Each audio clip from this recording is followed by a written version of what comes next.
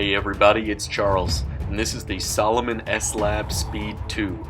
I did a written review of this shoe about a year ago, and since then I've put on another 100 miles or so. After runs in the rain and the mud, it's still feeling almost brand new. I've been so impressed with its durability, I thought for this video review I'd put it through the roughest stress test I can. A 0-degree day summiting 3 mountains in the ice and snow. So come along, we'll find out how it does. Alright, there's where we're headed.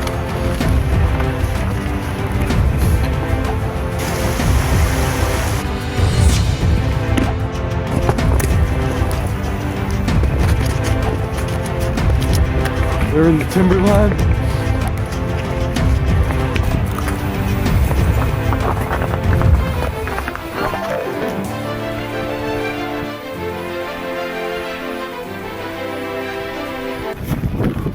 Alright, so we're right about 5,000 feet running the ridge line now.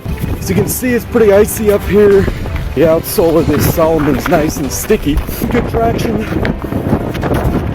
You're not worrying about slipping. Giving you a close-up look at the outsole here. Those Contagrip lugs give amazing bite on pretty much every surface, wet or dry, except for concrete or roads. And after over 100 miles of wear, they're barely ground down.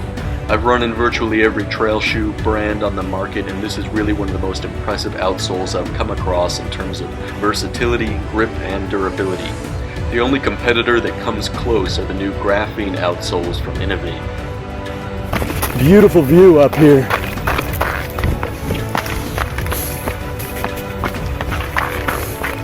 Now, for whatever reason, Salomon markets this shoe as non-waterproof. I don't know why that is. The upper feels at the very least completely water resistant. Had a couple of stream crossings, snow, ice.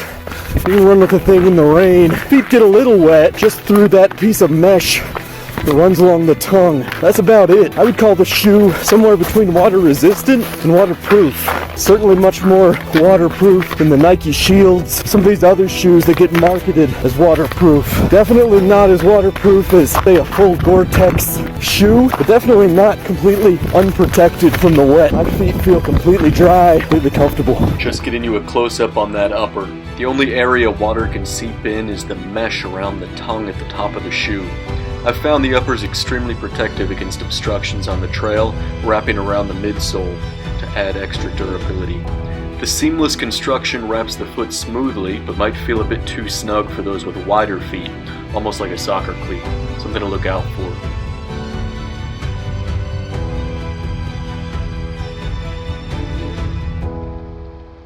Last little stretch to the last summit, and that little hut out there, that's the next stop.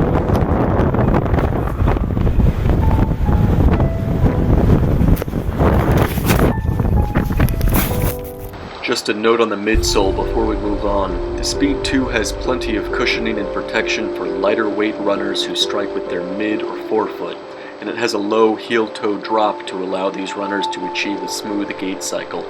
For heel strikers though, I'd check out shoes with more robust heel cushioning like the Salomon Speed Cross or the La Sportiva Bushido.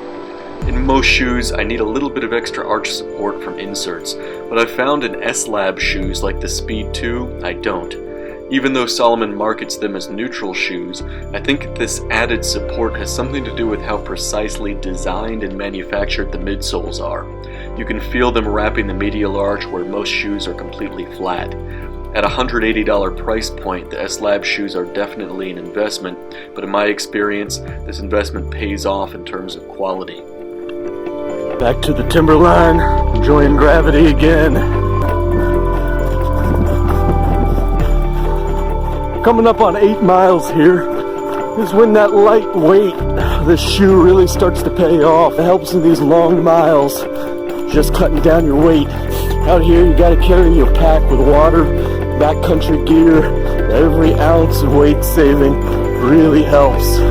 Feet are feeling light, moving along. It's these downhills where that Speed name really starts to make sense. The shoe is fast. Feels almost like a cross-country spike or racing flat with a nice outsole and a little bit more protection for some rough trails.